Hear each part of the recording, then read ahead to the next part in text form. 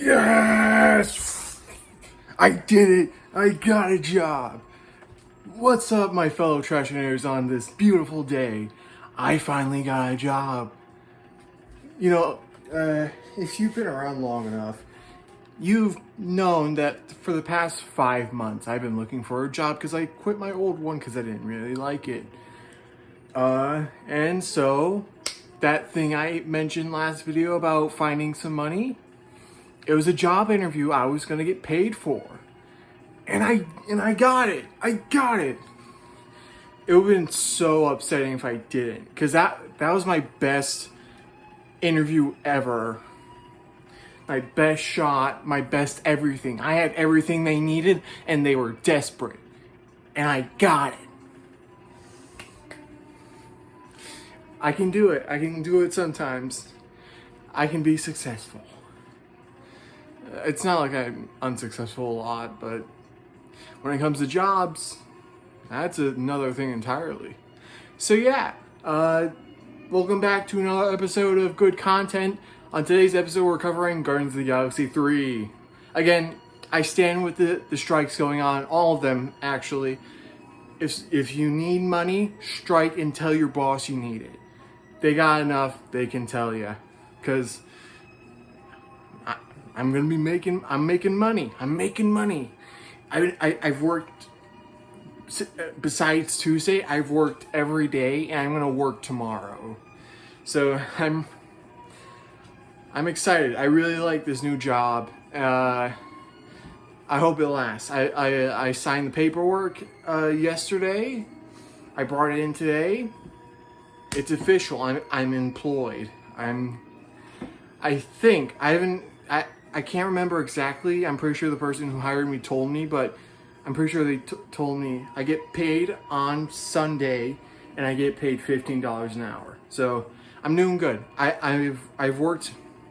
I don't really have a set time. I mean, I do, but I don't have like, oh, you gotta work this many hours a week. No, they gave me a schedule and I've worked the exact amount of time. It's so exciting and it's so easy. Yeah, I'm really excited. I finally did it. Things are looking up for me. Things really are, you know. So yeah. Now Guardians of the Galaxy 3 is the third in the trilogy of this great, little space of the MCU. So yeah, this is probably the only MCU thing I'm in the past 2-3 years I will 100% positively say anything about, because yeah, everyone's right, it's fantastic. Now obviously the reason I'm covering this now is because I was unemployed. I couldn't, I cared more about Spider-Verse. I had money saved up, so yeah, I waited until now. It's on Disney Plus. Not that you're gonna use it. And I watched it. I stayed up all night. Tuesday, I think. I think it came on Tuesday. I got home from work. I stayed up all night just to watch it because it's long. It's a long, fantastic movie. And I didn't take my meds, so I was withdrawal through the entire day, which sucked, because, Wednesday, because I remember it was yesterday, because, another reason is because I remember, I might have a headache, I might as well take some, migraine medication. Then I remember, no, I had a doctor's appointment, so, yeah, there's a lot happened yesterday specifically. A lot's happened this entire week, but for some reason, yesterday was jam-packed. It literally bursted with incredible moments, I would call. So yeah, yeah, okay, so now let's actually talk about the movie. Our Lord and Savior, James Gunn, directed it, as he's known to do with Guardians of the Galaxy and other good movies. Zack Snyder. So yeah, I don't know why, but always when I do a jab at someone, I always forget what to do next. So yeah, the movie Guardians of the Galaxy 3. Uh, it's good, and let's get to the story because it's a long one, but it's a simple story. Because you wouldn't, I didn't know that the story was just gonna be about getting someone's friend to just be healthy. You know, that's the simplest I can put it, and it's accurate. It really is. So, not many big budget movies are about simple things like that. It's not about, you know, taking a walk from here to here, or, you know, trying to help your friend, or I don't know, get food. There's no big budget movies like that anymore. So it was pleasant surprise to find out that's what this movie is about, especially since the person who needed help or needed to get better was Rocket, the raccoon. So yeah. All right, let's talk about spoilers. Again, I want everyone to know, even if they don't subscribe to me or if they've never seen me, I want them to know when they hear the name Trashinator, spoilers, because I don't want to be blamed for you being ignorant. I am well known to spoil everything because I like my references. All right. Shit, I think there's an ad. I don't need to freeze the screen anymore. So yeah, actually, you can probably hear I found new music. Or I guess it's more ambience, because it literally is. But it focuses more on music. It's supposed to be styled after like very old, simple music that you'd hear in a convenience store. So I'm gonna put it in a playlist after this because I really like it so far. I'm testing it out right now. Actually, I want to say the name of the creator because I feel like these are specifically made to this guy, Fardmark. Fardemark. So go subscribe to them. They made this, and I'll put it in a playlist actually right now. And I'll talk about the movie. So the movie, as I said, is about just trying to heal Rocket. Because in the first part of the movie, the opening, we are introduced to the Guardians as they are right now, or as they were right then.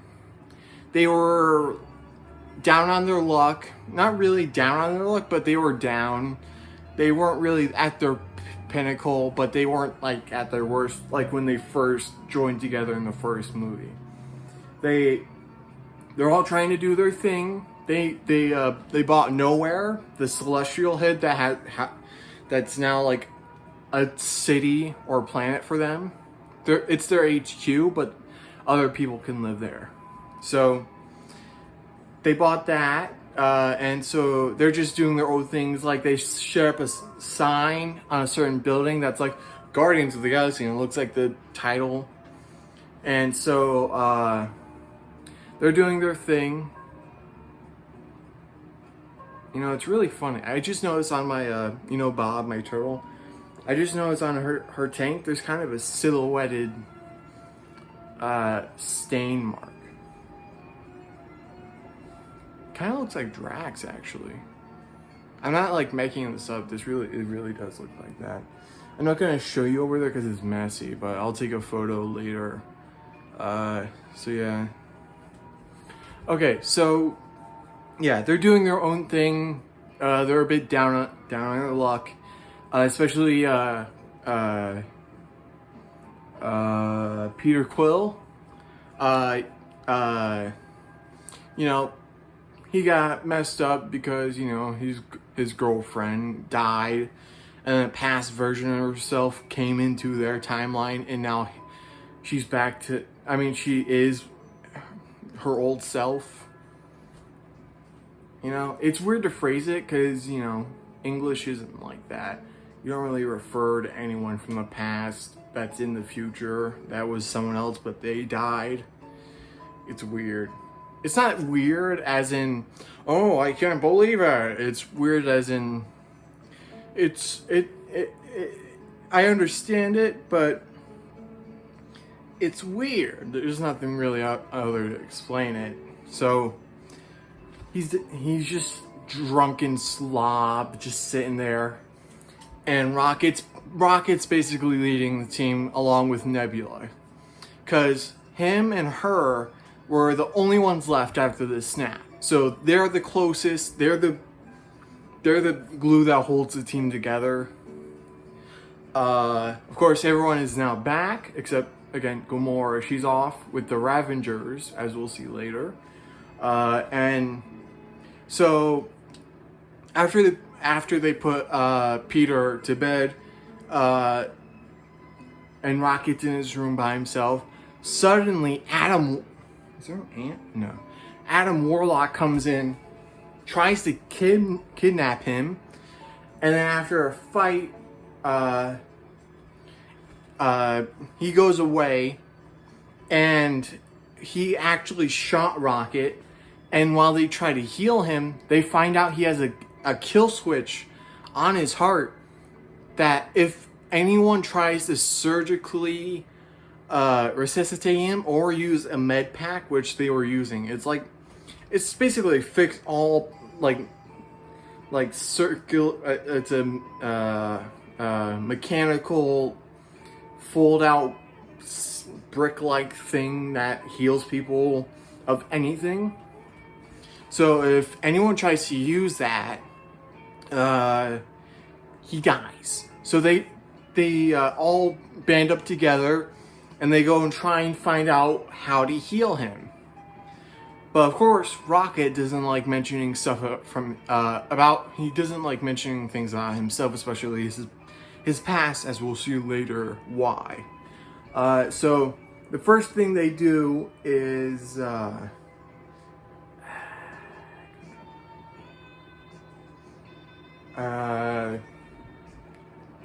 I think the first thing they do is they go to the Ob Shack, which is as we find out, is the business front of the High Evolutionary.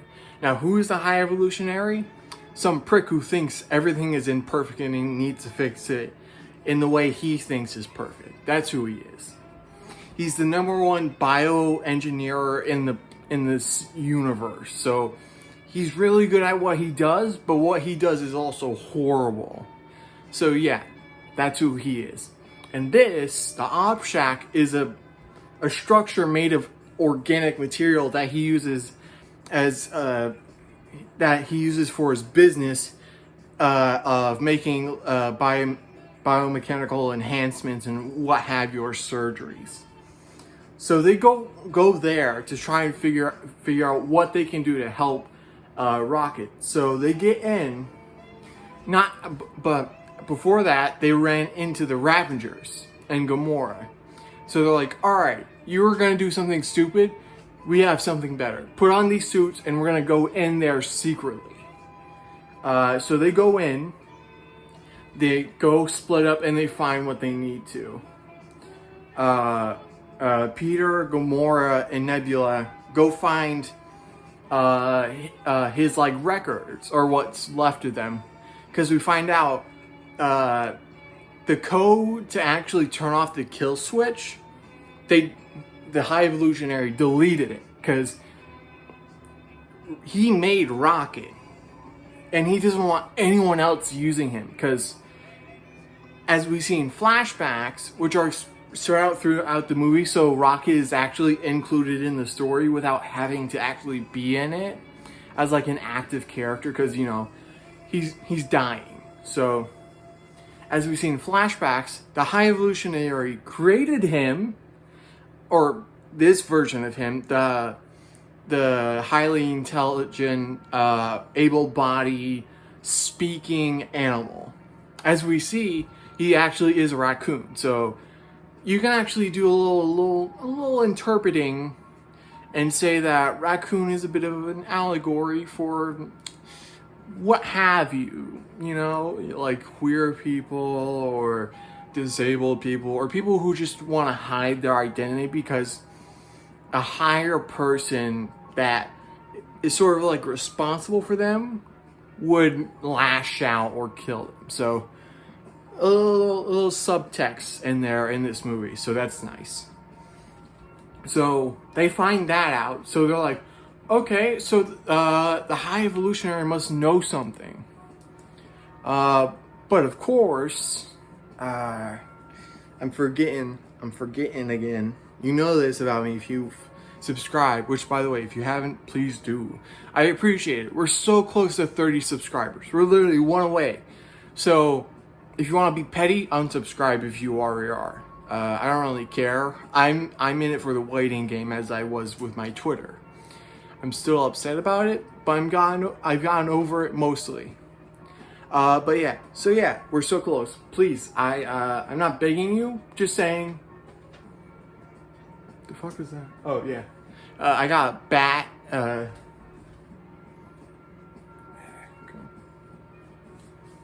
See, I've had that since last Halloween.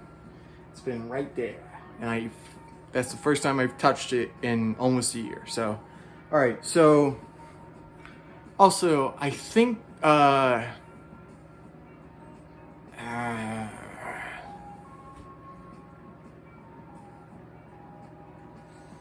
okay. Now I remember now. So, while they're on the ship and they're scrolling through it even more, his records, they find out a scientist probably has it in like a data pack he has in his skull installed. So they're like, all right, let's go find him. He's actually on this planet that's counter Earth. So to me, this is amazing because, as you know, or you at least should, or no, you might know. You don't need to, but you're gonna know now.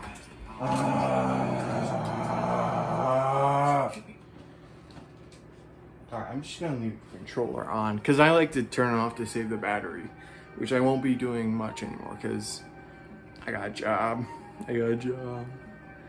So yeah,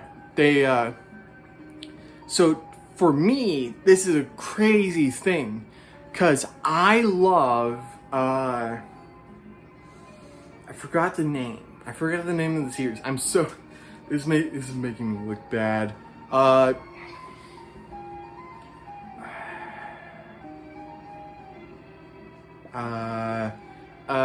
Research break. I'm not gonna look stupid.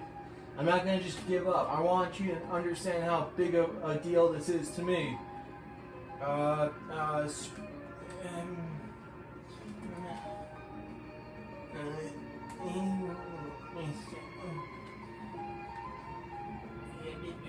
Research. I'm doing research.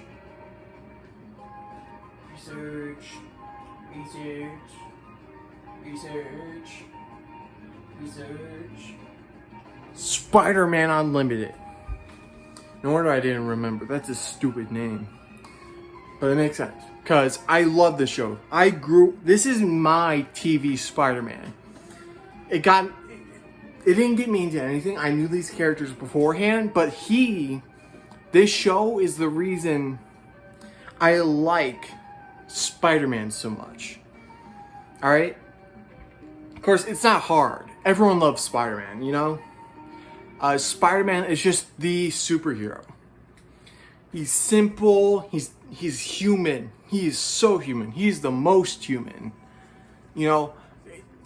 That's for another day. But, yeah, if you know anything about Spider-Man Unlimited, you know that the show takes place, in another universe? On Counter Earth with the Animen. So the fact that Guardians of the Galaxy 3 has Counter Earth, like actual Counter Earth, and the Animen, I was so excited when I watched the movie because I didn't know that beforehand. All right, you can infer that's what that was from the trailers. But knowing now that's what it actually is, I mean, I love it. I love it. This is fantastic. So yeah, I'm really happy about that. So they're on Counter Earth now. Peter, Nebula, and Groot, they go to the High Evolutionary's little research station or leader station or whatever, because he created Counter Earth. He created the Animan. So they go there, while everyone else stays here and guards the ship. But of course, Drax and Mantis, who was forced along, they go after them. So it's just Gamora and Rocket. Don't forget that.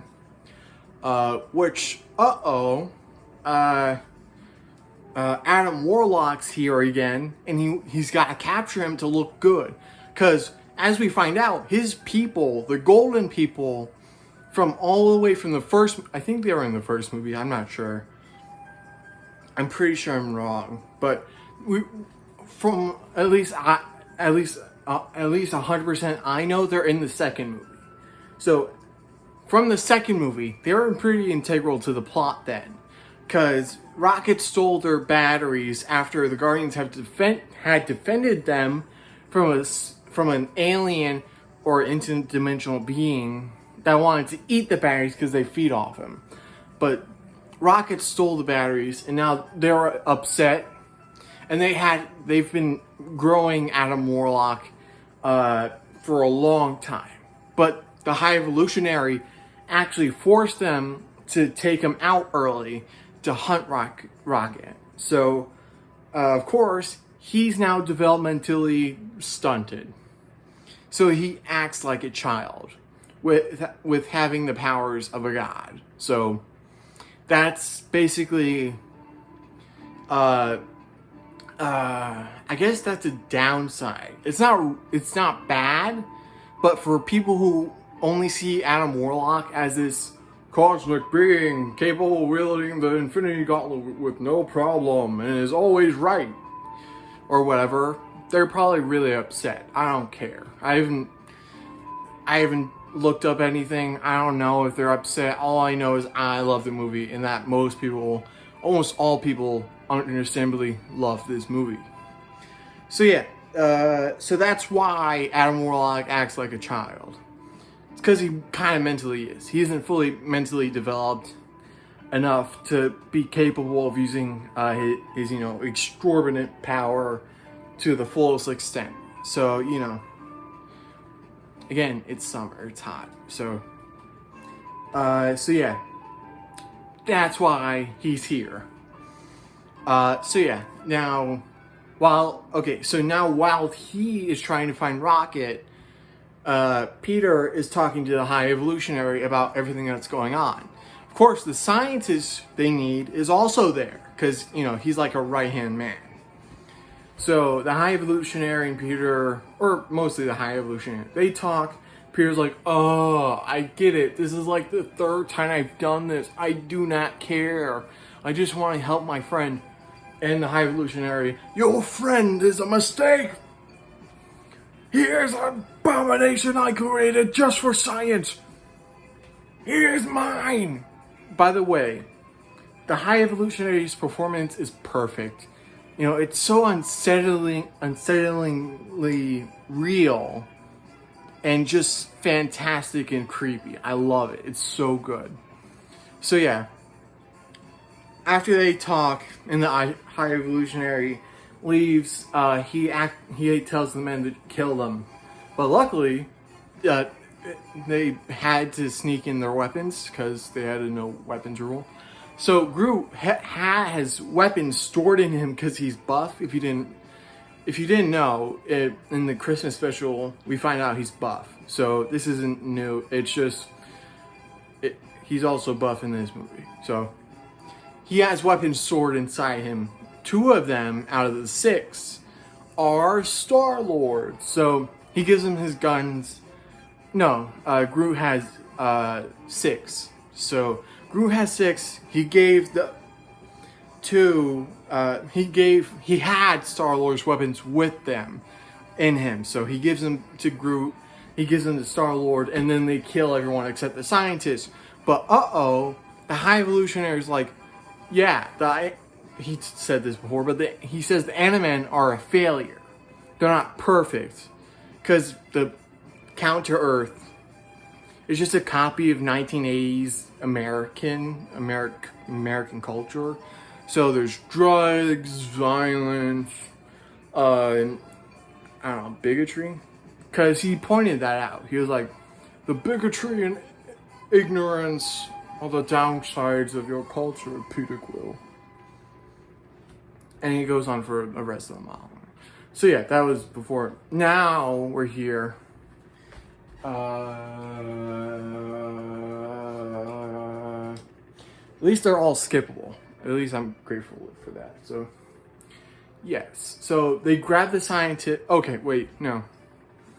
Because he said they're a failure, he starts to blow up the planet, and the building starts to come out of the ground and fly because it's a spaceship apparently. So Peter grabs the scientist and jumps out the building. Groot grabs him and grows wings so they can glide down. They don't fly, they glide. Which is weird because Hasbro made a figure of Groot, but they put it in the really big packaging, like the mega figure packaging by itself. And they gave them his wings. And everyone's like, oh, what? Is he gonna fly? Is that a new ability? No, he glides. So the figure is kind of stupid.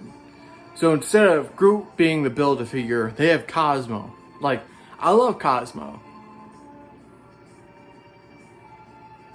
Or wait, no. I think Cosmo comes with Rocket. I'm not gonna remember every single little bit of action figures, alright? I'm gonna remember what the action figures I want are, and that's it. So, okay? So that's a little tidbit. So yeah, they glide down back to Counter Earth. It's not completely exploded, but it's still blowing up like in little pieces. So they get the thing.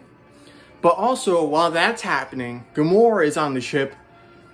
One of the High Evolutionaries' little pig men, they're called Hellspawn. So they're just animals that have like mechanical enhancements, and they can talk and think like humans. So they get Rocket, but they're unsuccessful because Gamora. But they don't die because apparently Gamora's been nerfed, which is this is the only thing I'll say bad about the movie. Gamora's power scaling is completely off. Alright? Gamora is supposed to be the best combatant and fighter in the entire universe. Like, Iron Fist is the best martial artist. And, Taskmaster is the best tactician. But Gamora, she's the best fighter. She's the best combatant. She can beat not anyone, but most people, almost everyone. So yeah, that's the one downside, because they specifically put her up with the bigger and badder people whenever she's fighting or in the group fighting. So that's the only bit I say is bad. That's just bad. That's just bad writing. Because you have this older version of a character who is known to be really strong but kind, but now she's even more angry. She's supposed to be the better fighter, you'd think, or at least more aggressive, but no. She keeps getting smacked on her ass, or smacked onto her ass, and she just lays there, and then the guy moves on to the other Guardians of the Galaxy, and they get obliterated completely. But also that ties into that the Hellspawn gets killed by Adam Warlock, and in order to stop Adam Warlock from kidnapping Rocket, Gamora takes the reins of the spaceship, or is it called the Bowie? I think it's called the Bowie. So she takes reins of it and flies it away, and Adam Warlock gets like blown up. He's not dead. He's gone. So Gamora flies around, and then she comes across Peter, who now has the coordinate or whatever, the passcode, and they go in. But let's go over back to the spaceship, because Nebula was still there.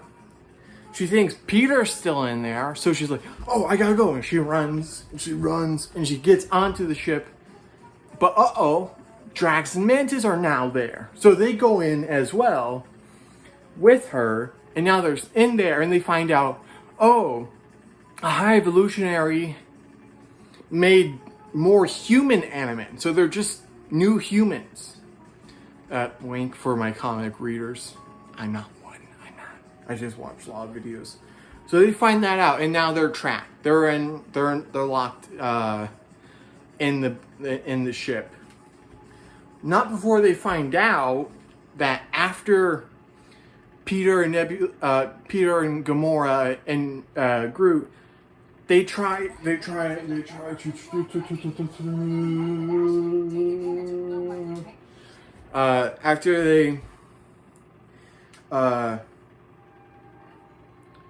after they work and try and get, they try and get the passcode or whatever to work on the kill switch. Rocket dies for a few minutes, in which he sees the reason he doesn't really want friends anymore. But we find this out earlier. He wasn't the only animal to be turned into, a hyper-intelligent being. He had 4 others that he personally had as friends, his only friends up until that point.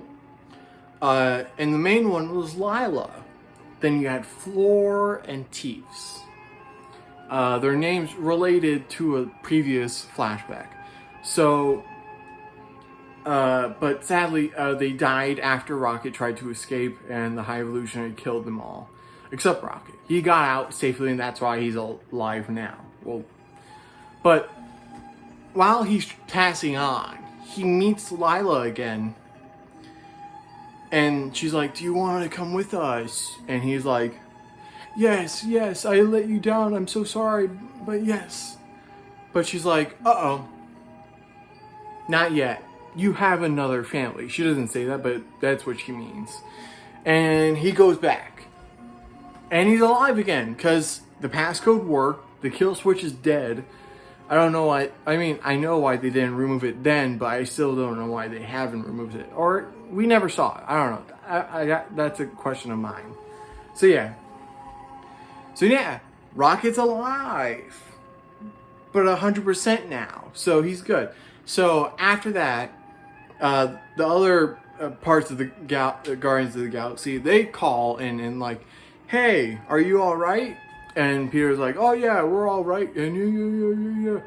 "Hey, I'm all right. I'm Rocket the Raccoon." And so they were like, "Is that him? Is he all right?" And they're like, "Oh yeah, he's all right." And they cry. And then they get trapped. So now, of course, the rest have to go and save them. So they go and save them. I'm getting tired. I got work tomorrow. There's not much left anyway, so I can just basically skip a lot of it and you won't miss out on much. Because again, you've watched the movie. You've watched the movie, right? Okay. I know. Anyway, so yeah. They go. They have. We find out that apparently Nowhere can now fly. It's a ship as well. It's a flying deadhead. So yeah, it comes and right as the Guardians get in, they're starting to save all the life forms. and the rest of the Guardians.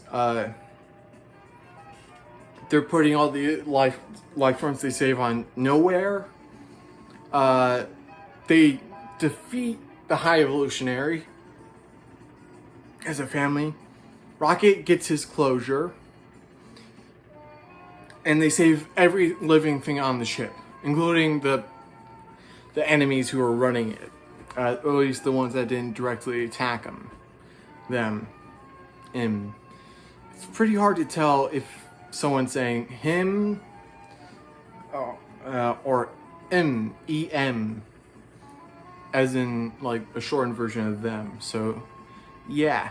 Alright, so they stop the High Evolutionary. In a deleted scene, you can see that they actually imprisoned him on nowhere. So he's somewhere. He's alive. He's not dead. You wouldn't believe it if you saw his face. So yeah. Now the movie ends. Everything's fine. We're all hunky dory. But the Guardians, unlike Raccoon, Rocket, he may have, moved on and grown, but a lot of the other Guardians haven't. So Peter goes back home to his possibly last living relative, his grandpa. Mantis goes off on her own because she hasn't really done anything for herself. Like, she works for Ego, Peter's dad. Also, in the holiday special, we also find out that Mantis is Peter's sister, or half-sister. So yeah, that's a little fun fact for you. Peter also has a sister, or his only living sister. If you know the second movie, you know that Peter had thousands of siblings, but not anymore. So yeah. Again, that's a little nugget of spoiler territory, but I'm still keeping it a little peachy so you have some intrigue. So yeah, so him and Mantis go off separately, and Nebula and Drax, they run nowhere now. So she's gonna lead the city. So people like her who are severely traumatized and have nowhere else to go, they have a home. And Drax now is like the parent to all the new men children. Because, he was a father. Thanos killed his daughter and his wife. And now he was Drax the Destroyer. But now he's Drax the dad.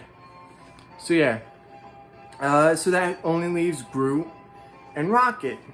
Basically as the last of the original Guardians of the Galaxy. So they get new members, as in one of the new men who's actually it's not really based. She is that version. She's an adaptation of a character who's a clone female, or like a daughter from Marvel, the first Captain Marvel, who got the powers of the Phoenix Cosmic? Something like that. Adam Warlock and fucking the guy with Yondu's headpiece and his arrow. I forgot his name. I know he's the director's brother. I also forgot his name because I don't want to think about anything else right now. So yeah, those are the new Guardians of the Galaxy. That's in the post-credit scene. Like the post-credit scene. Not like a mid-credit scene. Because there's a lot of like credit scenes in this. So yeah, that's it. That's Guardians of the Galaxy 3. It's a masterpiece. It's a masterpiece. I gotta tell you, it's a masterpiece. So yeah, absolutely recommend it. Go watch it again. So yeah, that's about it. Fantastic. All right. So yeah, that's about it. Thank you all so much for watching. I'll see you guys next Friday, and I will definitely be watching Baki. Bye.